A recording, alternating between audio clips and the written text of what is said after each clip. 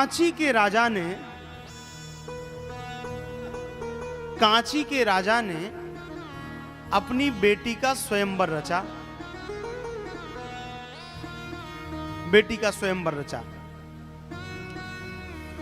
सभी राजाओं को आमंत्रण भेजा गया, लेकिन हमारे पुरी के जो राजा थे उनके पास आमंत्रण नहीं आया। देखो, लोग कहते हैं कि भारतीय संस्कृति में, हिंदू धर्म में बेटियों को बहुत पीछे रखा गया। बताओ, ऐसी कोई संस्कृति है जहां पर बेटी को स्वयं वर चयन करने की अनुमति दी गई हो? ये भारतीय संस्कृति में दी गई थी। भारतीय संस्कृति में यह छूट दी गई थी कि बेटी अपने अनुसार वर का चयन करे, अपने बुद्धि विवेक से वर का चयन करे। तो बड़ी अद्भुत कथा है। आप जगन्नाथ जी की लीला देखिए केवल। तो कांची के महाराज ने बेटी का स्वयंवर रचा, सबको आमंत्रण भेजा, लेकिन पुरी के महाराज को आमंत्रण नहीं भेजा। अब तो महाराज पुरी नरेश को बहुत खराब लगा। ये तो राज्य का अपमान है, यहां की प्रजा का अपमान है, हमारे शासन का अपमान है। तो महाराज पुरी के राजा ने अपनी पूरी सेना के साथ चढ़ाई कर दी कांची में, पूरी सेना के साथ।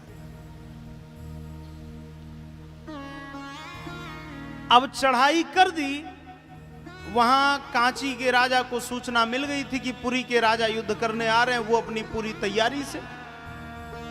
अब महाराज घनघोर युद्ध हुआ और कांची के राजा ने पुरी के राजा को पराजित कर दिया। पुरी के राजा को पराजित कर दिया। अब आप सुनिए। अब महाराज राजा दुखी होते हुए आए, जगन्नाथ जी के चरणों में गए, बोले महाराज आज तो बहुत बुरी हार हुई है आपकी। भगवान ने कहा हमारी हार कैसे हो गई? अरे बोले ये राज्य आपका ही तो है। भगवान ने कहा क्या घटना हुई थी? भगवान तो सब जानते ही हैं, प्रभु जानत सब बिना ही जनाए, बिना बताए ही भगवान सब जानते हैं। लेकिन भगवान ने पूछा कि बताओ घटना क्या थी?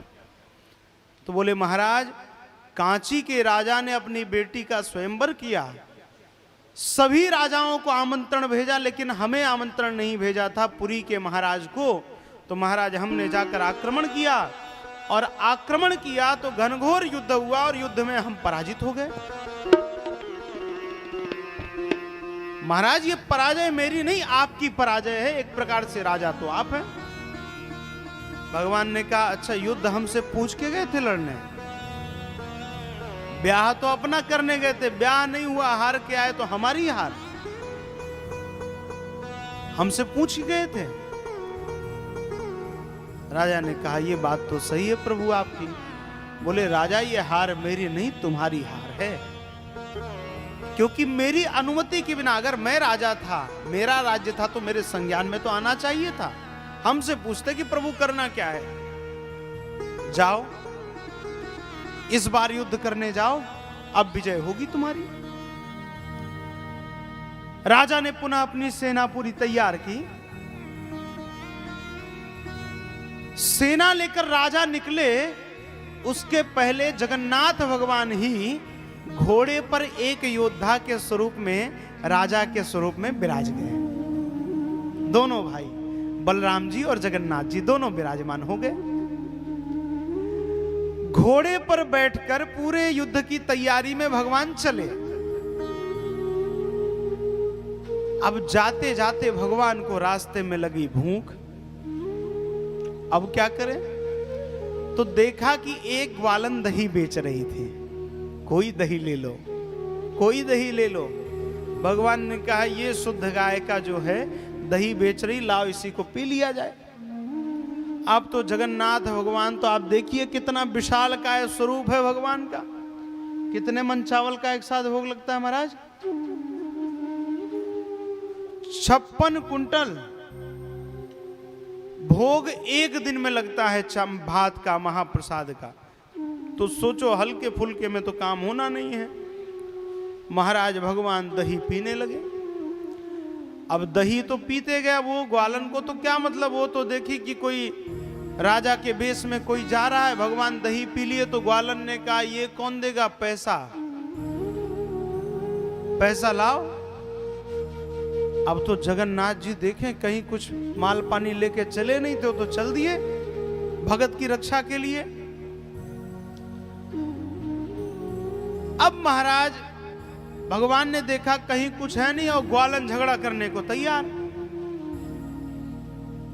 तब भगवान ने अपनी मुद्रिका निकाली, अंगूठी निकाली और निकाल करके उस ग्वालन को दे दिया। सुनो, ये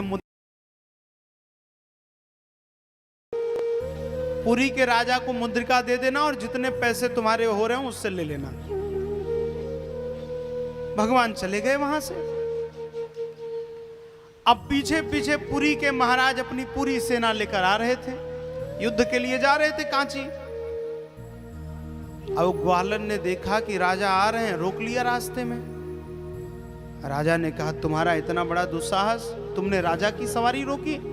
उस ग्वालन ने कहा, महाराज हमें तो कोई मतलब नहीं, आप राजा हो कि रंग को हमें क्या मतलब, हमें तो दही पी गए, कुंटल कुंटल पैसा कौन देगा?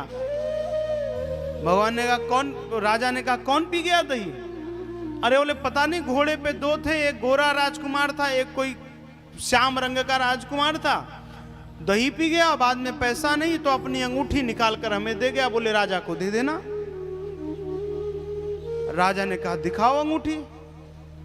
और जो राजा ने अंगूठी देखी तो जान गए कि ये तो मेरे जगन्नाथ जी की अंगूठी है, ये तो मेरे प्रभु की मुद्रिका है। राजा के मन में इतनी प्रसन्नता, उस ग्वालन के भाग्य की सराहना राजा करने लगे कि धन्य है तेरा जीवन, जगन्नाथ भगवान स्वयं प्रकट होकर के तेरी दही पी गए। ग्वालन ने कहा महाराज जो जगन्नाथ हो कि कोई हो, हमारी तो कुंटलों दही पी गए, पैसा दे जाओ हमें। तो राजा ने उस पूरे क्षेत्र को, क्या नाम है उसका?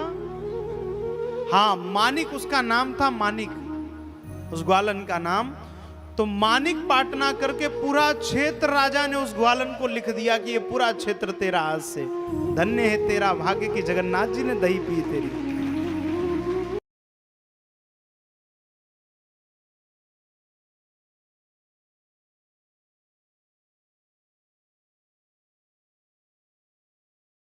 भयंकर। और युद्ध हुआ तो इस बार पुरी के राजा जीत गए। क्यों? क्योंकि जगन्नाथ जी का आशीर्वाद था, जगन्नाथ जी की कृपा थी, राजा की विजय हो गई।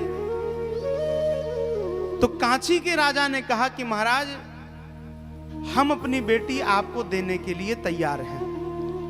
अब तो भैया पुरी अब हार गया तो कहता है बेटी देंगे, नहीं चाहिए तुम्हारी बेटी। अब तो तुम्हारी बेटी का ब्याह मैं किसी चांडाल से करवाऊंगा। पुरी के राजा ने कह दिया कि अब तुम्हारी बेटी से मैं ब्याह नहीं करूंगा, तुम्हारी बेटी का विवाह मैं किसी चांडाल से कराऊंगा। अब तो भैया भयंकर अनर्थ होने वाला है, करे क्या? राजा दुखी हो गया, कांची के राजा दुखी हो गए, कौन अपनी बेटी चांडाल को देगा? तो जगन्नाथ जी की प्रेरणा हुई एक मंत्री को। तो मंत्री ने जाकर के धीरे से कांची के राजा के कान में कहा कि सुनो, अपनी बेटी से बरमाला पुरी के राजा को डलवा दो। उन्होंने कहा कि पुरी के राजा तो कह रहे हैं कि बेटी का ब्याह चांडाल से करेंगे। अरे बोले तुम बरमाला तो डलवाओ, फिर आगे हम बताएंगे जो करना है। अब कन्या गई और अवसर देख करके जैसे ही अवसर मिला अपनी बरमाला पुरी के राजा के गले में डाल दी। राजा ने कहा कि मेरे गले में क्यों डाली? तुम्हारा ब्याह तो मैं किसी चांडाल से करवाने वाला था। अब जगन्नाथ जी की प्रेरणा हुई और वो बेटी ही बोल पड़ी, बोली महाराज आपसे बड़ा चांडाल कौन है? आपसे बड़ा चांडाल कौन? राजा ने कहा कि एक तो पहले अपमान किया है और अब चांडाल कह रही है। बेटी ने कहा कि महाराज आप अन्यथा मत लीजिएगा, बुरा मत मानिएगा, आपसे बड़ा चांडाल कौन है? अरे आप ही तो सबसे बड़े चांडाल हैं। जगन्नाथ जी के रथ के आगे झाड़ू आप लगाते हैं, तो आपसे श्रेष्ठ चांडाल कौन हुआ? आप ही तो है चांडाल। महाराज राजा भी धन्य हो गए।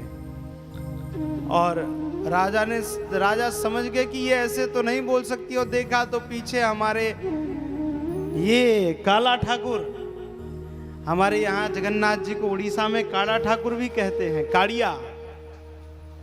तो हमारे जगन्नाथ जी पीछे खड़े मुस्कुरा रहे। तो राजा ने कहा महाराज ये सब आपकी लीला हो सकती है। कहने का तात्पर्य केवल इतना है कि जब हम भगवान के बिना संज्ञान के कोई कार्य अपने पुरुषार्थ के बल पर करेंगे तो वहां निश्चित पराजय होगी।